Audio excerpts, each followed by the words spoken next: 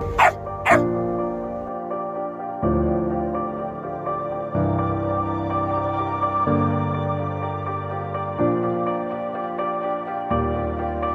am the Jungle Boy.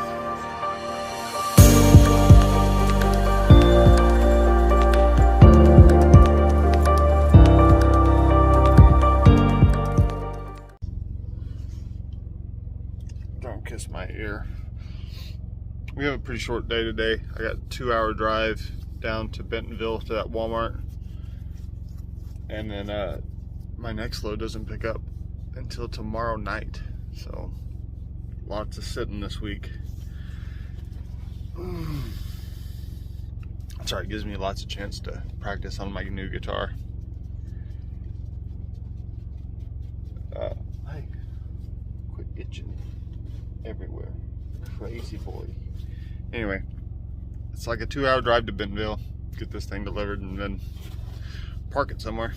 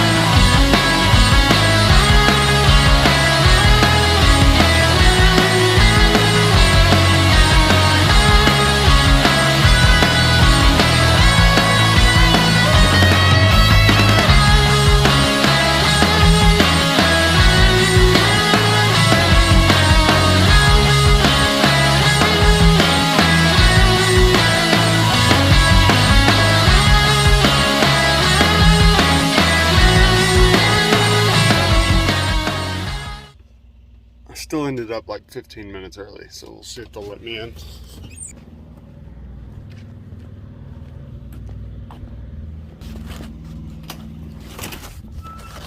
Morning. Hey. How you doing? Good, you? Oh, you're living the dream. We got a drop or live unload?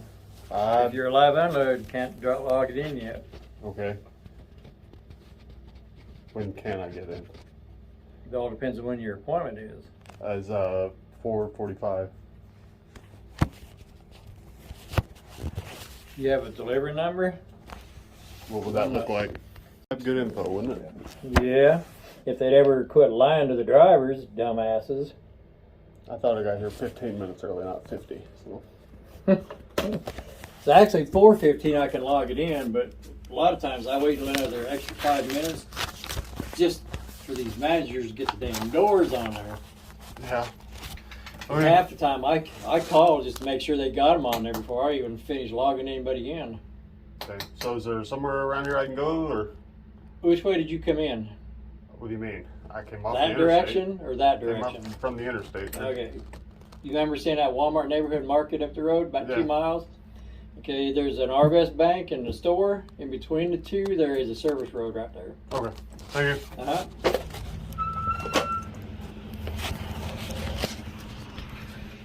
I knew it happened at some point. They're not going to take me yet. I got to go find somewhere to hide out. It doesn't help that my appointment showed on my tablet 30 minutes earlier than it actually is. They're showing my appointment at 5:15.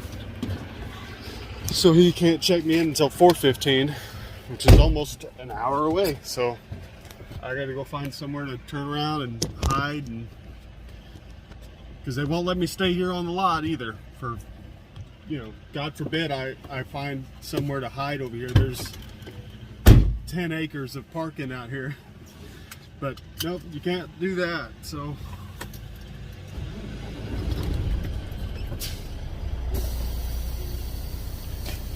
what am I supposed to do? I've got bad information and nowhere to go, so I got to go try to find somewhere to turn around and hide out at. It's not fun. These guys don't seem to understand that that's a pain in the ass. It's like most places don't want trucks in their lot, period. There's one truck stop around here, maybe two. I could maybe go to that exit 82 and see if there's a place to sneak around and hide out for 20 minutes or so. I always kind of wonder what would happen if I just snuck around and just parked here for 20 minutes and then left and come back and checked in.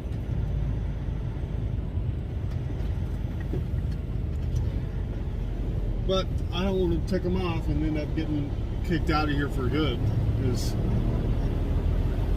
that is stuff that guard shacks and stuff will pull. They'll you know, if you make them mad, they'll put your face up on a wall and it's like you can't ever come back. So don't want that.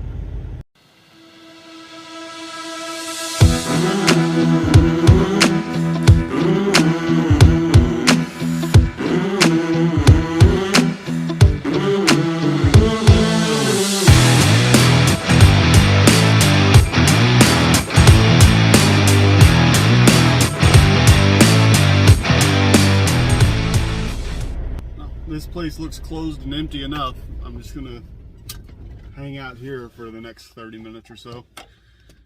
Let my dog run around in this little dirt lot. I knew it would happen eventually.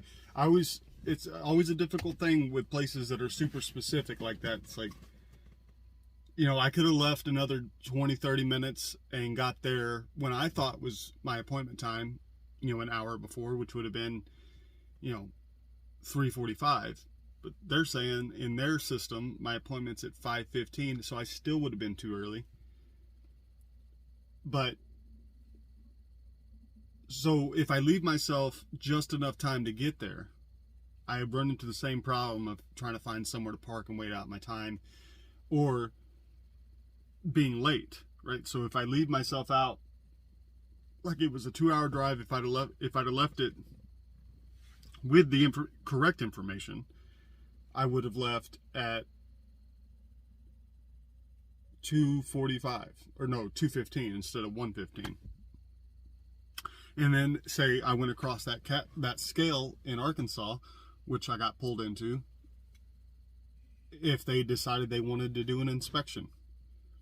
And it took an hour and a half for them to inspect. And they don't usually take that long, but they can. They can look over your truck with a magnifying glass and have you sit there for however long. Now, my company wouldn't punish me for that, but I still want to try to get things delivered on time, so I have to leave myself some room there. I even pulled into the little truck stop there in Springdale and washed my windows and stuff, trying to kill some more time. I'm just a little impatient, and I pulled in there early, which it wouldn't have mattered because I didn't have the correct information. The information I had said my appointment was at 4:45. So I thought I was 15 minutes early, and I was really almost 50 minutes early. So not going to check me in. So, but this whole little area is a shipping hub. So there's a bunch of these little warehouses, and this thing looks closed. So there's nobody here to get ticked off at me for pulling in here and hiding out for 20-30 minutes. In the daytime, you can't do that because, you know, if you got trucks coming in and out here, they'll get ticked off and throw you out of here or call the cops on you. But I didn't see any no trespassing signs, and I didn't see any no truck signs. So I just pulled in here and got in here behind the warehouse from the road. So I'm kind of hidden out from the road, and I'll just kill 20-30 minutes and then head back over there. It's pretty silly, but it's a pretty constant thing. You know, I'm delivering a load to you. You've got a giant lot. Check me in. Let me park somewhere out of the way. When you have a door for me, I'll go to the door. That's how 90% of the shipping facilities work. But there's like McLean's and Walmart, Averitt, however you pronounce that, and a couple others I can't think of off the top of my head that are super specific, and they won't let you come in early. But if you're late, they'll like Walmart loads. If I'm delivering to a DC, if I'm late for whatever reason, by 10 minutes from my appointment time, they'll reschedule it for the next day. Like 24 hours at least before they'll receive it. They've got no understanding of what actually happens on the road and little things that can back you up. It's like I could have been stopped at an exit here, right at my exit, stuck on the interstate because of a car wreck, and they wouldn't care. It was like, okay, well, you weren't here on time, so we're not going to take you. So that's happened to me once before, where I was 10 miles from my receiver. It was a Walmart place up in North Platte, and there was a big truck overturn and a windstorm up in North Platte, Nebraska, and I got stuck in traffic right down the road for an hour and a half and ended up late for my appointment, and they wouldn't receive me till the next day. It's craziness.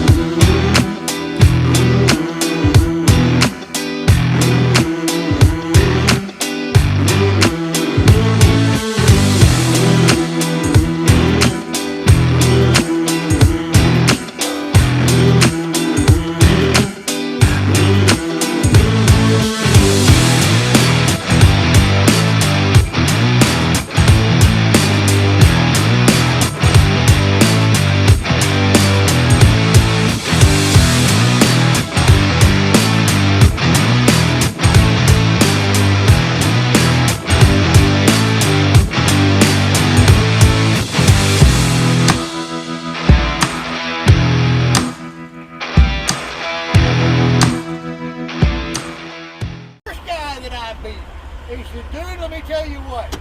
Save yourself some money. Do not bet him. He will tell you one thing, and what he tells you is what he's got. He's like, there's no way that somebody can pass me. He said, dude, you know me well enough. He blew my damn doors off, and I was only a little over 90. He's running 102. Yeah. He's got scale tickets and shit. He ain't afraid to show you. How long you been trucking? Almost 30 years. Yeah. Started on the West Coast running Seattle to LA. No, that isn't a very good chick flick. I've been known to listen to several or watch several different genres. Yeah. Just like music. Yeah. I'll listen to just about anything.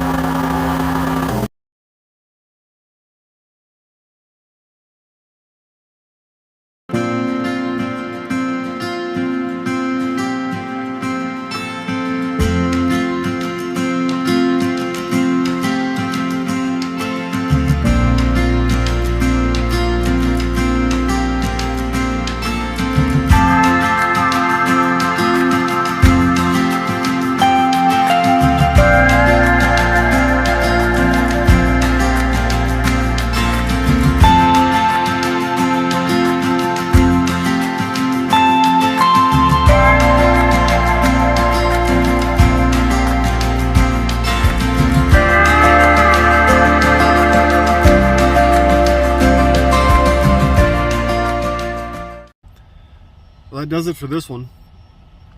I'm going to be pretty much stuck here for the next 36 hours or so. I was thinking if you got any suggestions on what you prefer to see, because I'm not sure how much of the time-lapse stuff or that people actually want to see. Just put a comment down there, let me know what you want to see. I'm pretty new to this stuff still, so if there's something you want to know about or see, I'm always open to suggestions. So, but for now, catch you on the next one. Thanks for watching. Bye.